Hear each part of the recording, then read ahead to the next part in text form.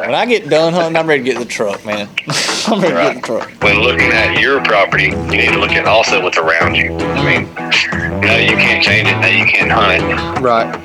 You can dream about it, but, figure out how your property ties into their property. Because you're listening to the Hunt More Official Podcast with Jonathan Moore and Hunter Myrick. By diving into their past experiences, this podcast focuses on the learning process of hunting big bucks in the South. Follow along and let's hunt more official. What's up? What up, man? Episode 3, huh? Yeah, about that time. About that time. We're squeezing it in today. What you been into? Busy. What have I been into? Yeah. Getting ready for tomorrow. What Buying racket straps. Buying racket straps, barrel. Old chainsaw. 2-stroke gas, all that good stuff. Mm-hmm. Oh, yeah, that's right. Y'all cutting the road in at the in Pine Level, ain't you? Cutting that in. We're going to trim out, eyeball, place all those straps, get that sand moved, and get it ready to go while everything's still dead. Yeah, that makes sense. A smart thing to do. Welcome, everybody. As we catch up, we have not really talked much about this episode at all this week. I think we've really both been busy. But like you hear Myrick saying, they're cutting in some shooting lanes this weekend. It's not fun to do that in the summer, is it? No, it's not. Yeah, again, you got to worry about snakes. And Yes. I give you props for that, for doing that. Send me some pictures of that. I have some other questions that I've thrown on this list for you, Myrick, so I'm going to kind of give you a little question and answer type deal today. we shoot from the hip. But I think it's a couple questions that would be that would provide some good information for people to put to use as they prepare and plan for next year in regards to stand locations and finding some big deer, stuff like that. But we're also going to talk about the ups and downs of saddle hunting. I can't wait to hear your excitement about saddle hunting. Yeah. But the first thing I want to ask you today is, what's the most challenging part for you of finding a big deer? I would say the most challenging part would be looking for one that you don't have. Yeah. You know what I mean? If he's not in the area, you're not going to find him. Yeah. I know that's an obvious answer, but it's true. Not everybody's going to have a big deer on their property. Right. You experienced that through the course of your season this year. Absolutely. You didn't have one to find. No. I feel like if you have one, you'll run into them, whether it be at night or whatever, but I feel like if you have one, you'll find him. Yeah. It's just finding them during the day, I guess. I agree. I mean, I don't think it's that hard to get pictures of deer at night. But when we start talking about finding them, we're more so talking about the daylight pictures. Yeah. It's possible, I think, that you could have a deer that you don't know about, but I think your property would have to be pretty big for that to happen. Right. I know in my case, like this past year, dealing with Wishbone and trying to figure out where he was bedded, I had times where I thought he was like really, really close, but if he was as close as I thought, I think you would have had him in daylight 30 to 40 minutes before dark. Right, at least or within that, like within that window, I'm saying. Right. But yeah, I mean, I guess in regards to daylight, I mean, it's just getting as close to their bed as you think. Get as close to their bed as possible. I mean, that's a really guess. I mean, you're assuming they're bedding there, but I mean, I would say get as close to their bed as possible if you want to get daylight pictures. If you don't have them, you're not going to get them. So. Very true. Very true. Well, tell me, I mean, when you go to looking at maps at like what everybody else has got, I'm just kind of thinking a little bit here too. If you've got a piece of property next to you with a deer that's bedded, that deer's bedding on it. How do you go about hunting close to him? Because, I mean, you don't want to be that guy that's like all up on the property line. If he's on the opposing property, I mean. Right. But he kind of frequents your place. I mean, you know kind of where he's at, but you can't get to him. How do you kind of, obviously corn is one way to pull him to you, but I mean, I guess you would have to look at how you would think you would transition to your property from their property, but I'm not opposed to sitting close to the property line. It's just my property. You know what I mean? I agree. Yeah, I agree. I mean, I've got some spots. I'm not saying shoot across the fence. Tied up against it. You looking at my back if you're sitting over there. Yeah, I'm not saying shoot across the fence. But right, absolutely. Don't be a trespasser, but if he's coming from my neighbor's property and that puts me in the best position to kill him, I'm going to get as close as I can. I mean, I'm not going to climb a tree that the fence runs through. Right. I might climb a tree 2 foot from there. Yeah. You know what I mean? But again, don't shoot across the fence, obviously. But the biggest thing would just be to find how you think you transition from your neighbor's property to your property. Where I've told you in the past, when looking at your property, you need to look at also what's around you. I mean, no, you can't change it. No, you can't hunt it. Right. You can dream about it, but, figure out how your property ties into their property, because a deer don't know property lines. For sure. Yeah, ain't that the truth. Ain't that the truth. They just walk. Right. They live there, so. And they're using your property for a certain reason. If you could figure it out, then. Right. And, you can tell. You're in the game in a way. If you can see something your neighbor has and they don't have. Well, I mean, you start talking about that. I mean, my place, you look at it, my neighbor's got a lot of food. I don't have any food. So it's basically kind of set up good for me right now, because as it keeps getting thicker and all those clear cuts, you're just going to have more bedding and more bedding and more bedding. Right. And they're going to be transitioning from that bedding to the neighbor to the food. So I should have deer in daylight making their way towards him.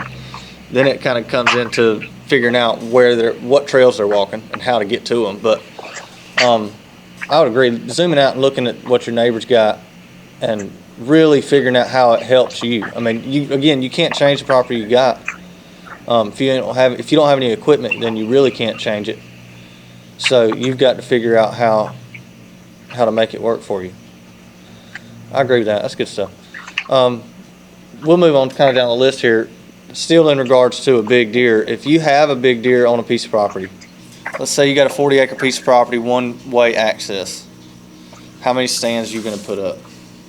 How are you going to hunt that place? One-way access, 40-acre property. I guess tell me more about the property. Well, let's just say do you want to go say it's all pines and you got a let's do that. I mean, let's go pines. Corner. Let's go. That's hard. Majority of it pines, creek in the back. You say that's hard? So, let's just say. Well, tell me this. Why you say that's hard? Because you have to walk past the deer to get to where you think you can kill them at.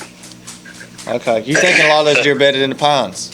Yeah, right. So let's just assume you got your gate is the bottom left corner of the property. Your creek bottom is the top right corner of the property. So you have to get from the bottom left to the top right to be able to, in your mind, kill that deer. Right. So let's just say you have one stand in the top right corner. And I'm going to, depending on the wind, I might either access the left side of the property line or the right side of the property line. 'Cause no matter what, you don't want him to smell you. But if he does see you, you're driving that deer. You're spooking him into your property. That's right. You don't want to spook them away from your property. Yeah, and I may sprinkle cameras along that left and right access, right? Yeah. Whether that be a road or like a trail you cut in just to walk down. Use the wind to tell you which side of the property you use for your access. And if it happens to see you, you're pushing them into the interior of your property rather than out of your place. I think that's a really good point right there, because a lot of folks, which, I mean, I've done it before too, you get a piece of property and you dive right into the middle of it. And like all your cameras, all your feed, all your stuff goes in the middle of the property. Right. And in that scenario, I would say access it outside in. Yeah, right. Because 40 acres. It's not a lot. So that area. If you push them, they go. Not very good that area. Yeah, right. I agree with that. And I would sprinkle cameras along both of those access trails. Because if he finds, say, he's not leaving that property through that creek bottom. Say he's leaving it from the pines, and he's leaving your pines going to the neighbor's property on the edges that you're using to access. Mm-hmm. Use those cameras to tell you that, and that may give you other stand locations. But most of the time, Mm-hmm. you're going to want to hunt that creek bottom, right? You're going to start there more than likely. Yeah, that's typically kind of that's where I revert to. Not many people want to pop a ground mine up in the middle of a pine thicket. No, you can kill a lot of deer that way, but you typically don't start that way. And you're looking at this too. You looking at like thicker pines, or are you looking at like big, tall, low underbrush pines? I'm looking at bedding type pines. Okay, yeah, not the huntable pines. Yeah, planted pines. You have to probably 8 to 15 years old. Yeah, I'm assuming you have to walk past where he's bedded to get to where you think he's going to end up. I'm with you. Okay, there's 1,000 different scenarios. Oh yeah, for sure. But yeah, I would say the ultimate goal with your access to be drive that deer into your property if you do spook him. Yeah, I mean at that point, if you're hunting it like that, you really don't have but like 1 to 2 access points. Nelly, go sit down. Let my dog out. Hang on. Anyways, like I was saying, you really don't have but like 1 to 2 access. Or you got 1 to 2 access points. If you got one gate, you can kind of skirt around and access both property lines, kind of one side or the other. I think a lot of people use, well, I don't have a road there as an excuse to not go that way. Well, for sure. I mean, make one. Let it be a walking trail. I've hunted with some folks if there ain't a road there, they ain't going down it. Like folks ain't walking through thick stuff. Most of the properties I've got, like, it's thick. If you're gonna go down the other property line, you're gonna have to go down the thick stuff. And this is the time of year to cut those trails in. Yes, man, you giving me list. You adding to my list. I need to go add that to my list now. Use your roads to. I gotta add it to my list. Use your roads to pick up the deer you kill. You know what I mean? That's for sure. That don't mean you have to go that way to get there. Yeah. Hunt it. Yeah. You I see that too. Multiple times. I see that too. Just having some roads that are just growed up, just deer walk them. You got deer trails beat down the middle of them, but nobody ever goes down. That. I mean, you can maintain that road. Mm-hmm. That don't mean you have to access the tree stand from that road. Yeah. You know what I mean? Yeah. That makes sense. That makes sense. If you maintain the road and you don't mess with it, the deer are going to use it regardless. Oh yeah, I mean I had that at the house this year with like fire breaks from last year. I mean they were growing up a little bit, a lot, but there was deer trails beat right down the middle of them. Just about all of them, truthfully. Right. I mean, think about the 40 acres that we have, for example. Do I access any of that from the inside? Or do I it's all the way around. It's always all the way around. Always outside in. So truthfully, you probably, when you first go to a property, that's how you're going to start with it anyways. You're going to start, like, if it's a brand new property to you, and you pull up 40 acres, one access gate, you're going to start, just like you said, going around the outside, plugging up cameras. Yeah, I mean, I would say, you can look at a map, and in this example, you have one creek bottom in the back corner, right. So cameras going here, corn piles going here if you're putting corn out, and your access is going to be this way or this way, right? And I think you sprinkle some cameras along your access just to check, because he might not be using that creek bottom. Yeah, so there's only one way to find out. I ran into that with Wishbone this past year too. I mean, I was plugging up that creek bottom, boy. There was cameras all in that thing, and I never could find him. I'd get him right at dark. The closest, I had him at, last light one night, and I was sitting 200 yards away. But I didn't have enough cameras up higher, like on those access points. I had a lot of cameras inside the place. Right, and the inside is fine. Just make sure you leave some, I think, for the outside, because they may be doing something different than what you are assuming they're doing. Well, listeners, I just learned probably the best thing I could take away from today is that I got to put some cameras on my access roads. That's good. That's good talking right there, Mark. That's good stuff. Let's talk about this last one here. I only put 3 down here. This last one will be the fun one, the one that everybody will kind of like to hear, I'm sure. But let's talk about saddle hunting a little bit. I bought my first saddle, I think, 2 years ago. And I kind of tested the waters with a friend of mine's, my brother-in-law's, before I even bought my own. But what are your ups and downs about it, Myrick? How long have you been saddle hunting? Well, I really started saddle hunting a lot this year. Mm-hmm. I would say I've tinkered with it, whatever, the past 2 seasons. Yeah, probably. The start of this season, I would have recommended it to anybody. Yeah. At the end of this season, I would only recommend it to people I don't like. I hunted a Friday afternoon, Saturday morning, Saturday afternoon, Sunday morning, Sunday afternoon. And when I woke up Monday, I feel like I toted the rock 30 times against the 2011 Alabama defense. Okay, so I was hurt. Gosh, man, that's crazy. People say it's true though. It might be comfortable to you, but I tell you, I'm not built for it. It's true. I mean, I think I've had days where I've been extremely comfortable in it. You get in the right tree, and I mean, you may have a little bit of a limb or another tree at your back you kind of lean up against or whatever, but there's been many a times that I've got to the top, and it's just been stand up, sit down, stand up, sit down, stand up, sit down. My least favorite thing about it is the fact that when you buy one, you truthfully only buy one. Like, you don't buy a bunch of different saddles. You may buy a bunch of different lock-ons. You buy one saddle. So that saddle's got to go with you everywhere you go. If you're going to hunt here tonight and the wind is switching, you got to go over there tomorrow, then snatch it down, pull it over there, hang it up again in the morning. Or like that afternoon. It's not so bad in the day when you got to snatch it down and move it, but I really cannot stand hanging first thing in the morning and snatching her down when I get done. When I get done hunting, I'm ready to get in the truck, man. I'm ready to get in the truck. You got your wife texting you. Man, something's ready, bro. Bro, it takes me 30 minutes just to get this thing down. I know. I got to pack my luggage before I get out of here. And the only reason it takes that long is because I got frustrated with it. That's the truth. If I'm doing it in daylight, it's going to take, 3 minutes to break it down and pack it. That's the truth. If you do it in the dark and say you forgot your flashlight like I did this year, it took me like 15, 20 minutes to find all my parts and pieces. And you were hunting around big deer too. I'm telling you, you are probably the stealthiest man I know to be able to get in and out of that place with all those deer around you.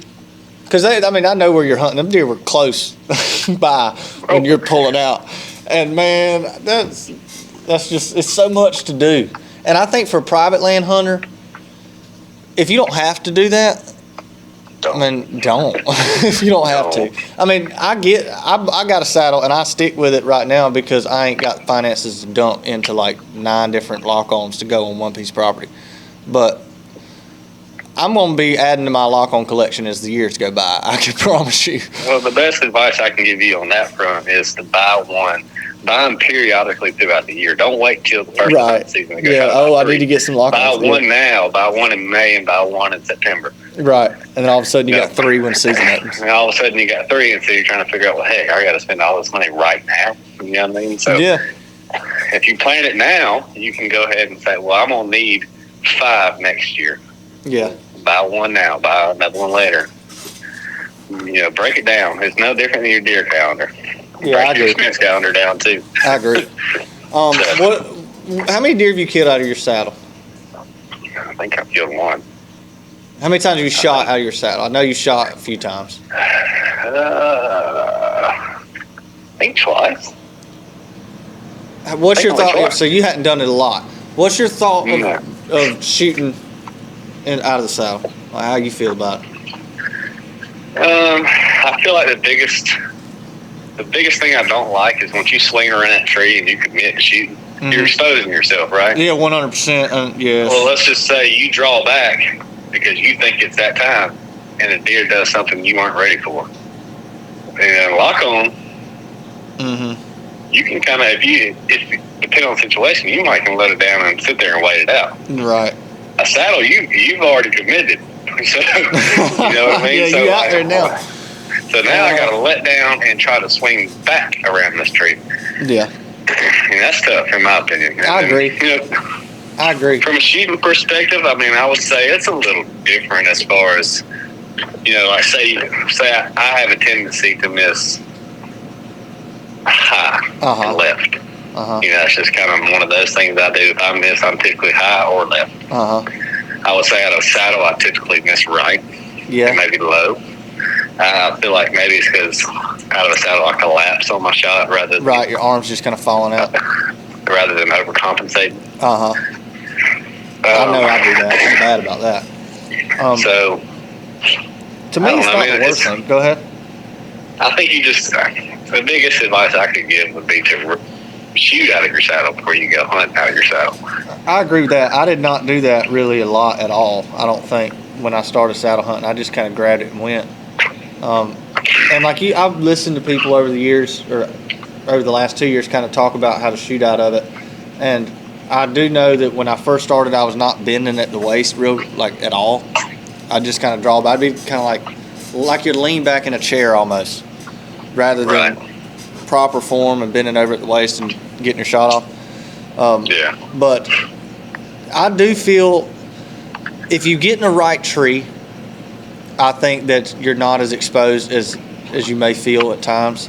I know the deer that I shot this past year with Chip, the tree we were in, we were probably 25, 27 foot up that tree.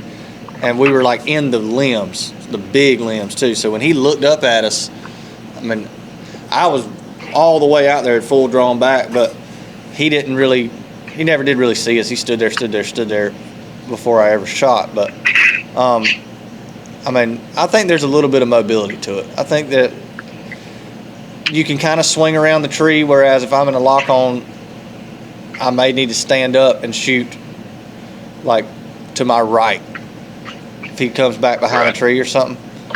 And I mean, to each his own.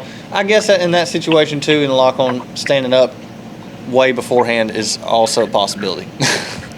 Right, and I mean, you know me, I shoot sitting down at lock on 9 times out of 10. If I feel like the deer's going to get to my right, then obviously I would stand up beforehand. But I would say out of a saddle, the average person is going to get between 12 and 20 feet. Yeah, mine's like 15, 16 probably. Most people aren't going to get 25, 27 feet. No, we got that high because he had stick screwed into a tree. So I think that I agree with I see what you're saying. I mean, on an average day, it's tough. Right, so I would say the most important thing in regards to the saddle that I learned this year, whereas with a lock on, you want front cover. Yeah. With a saddle, you want cover behind you. So if a deer is looking at you from different angles, you're kind of just melting into the background. Right. Whereas with the lock on or a ladder stand, you want that cover. Yeah, kind of block you. You're hiding behind on your front side. Mm-hmm. This time, with the saddle, you want it around your backside because you're hanging off the tree. I figured you'd look like a limb, but you don't. No, I think you look like a guy fixed to shoot at them, and they're like blowing and going. Yeah, oh, man. You do not look like a limb. You do not. That's my initial assumption when I first bought one. Yeah. Well, heck, I'm not hanging off this tree like a limb sticking out. And that's what you do not. No, you do not. Not even close. Oh, my God. And you wear good camo, too, so it's not like your camo pattern ain't working. They see you. Yeah, it's not like I'm up there wearing a color that they can see, like blue. I'm wearing a good camouflage, but you don't look like a limb. You need some back cover. I would say around all sides, you know what I mean? You don't want to be just completely covered up where you can't shoot, but you want to be able to melt into a background. I agree. You kind of already said, in a way, would you recommend it to somebody else? You said only the folks you didn't like. I would recommend it to folks that have to bounce around a lot. I'm thinking more so like teenage kids to... That's pretty much it. I mean, if you ain't a teenager and you ain't bouncing around a bunch, I don't know why you hanging saddles all the time. No, really, I love my man Chip. If Chip's listening, Chip, I love you, brother. But, man, we going to get you some lock-ons before long. Yeah, because Chip's going to be having knee replacements when he's 60. I mean, but I feel like it's perfect if you hunt public land. If you hunt private, instead of investing money, a good saddle's gonna cost you $300 just for the saddle, and then it might come with some ropes, but you need a pouch to hold all them ropes. Mm-hmm. You know what I mean? They're everywhere. You can be stubborn and save that $50. You need that pouch. Yeah, ain't that. All right, so now let's say you're $300 in. Well, now you got to go buy a good set of sticks. Mm-hmm. That's $200. Yeah. We ain't even got a platform yet, so we're hunting off our sticks. A good platform is $100 to $200. Now we're at $600 to $700. say you buy a ropeman so you can adjust your tether or your lineman's belt. Uh-huh. If you want two, you got two. Let's call that $100, or Right. one for 50, whatever. And Yep. you're gonna have $600 to $800 invested in a good setup. You ain't lying. How many game winner lock-ons can you buy at Academy for $600 to $800? Oh, you tell me, because I ain't got one. I think they're like $120 a piece now. Are they? If you And buy they're them- comfortable, if you too. buy them I've sat in the ones you season, they're got. like $70. Yeah. Right. So, 120. Yeah, you're going to get 5 or 6 of them.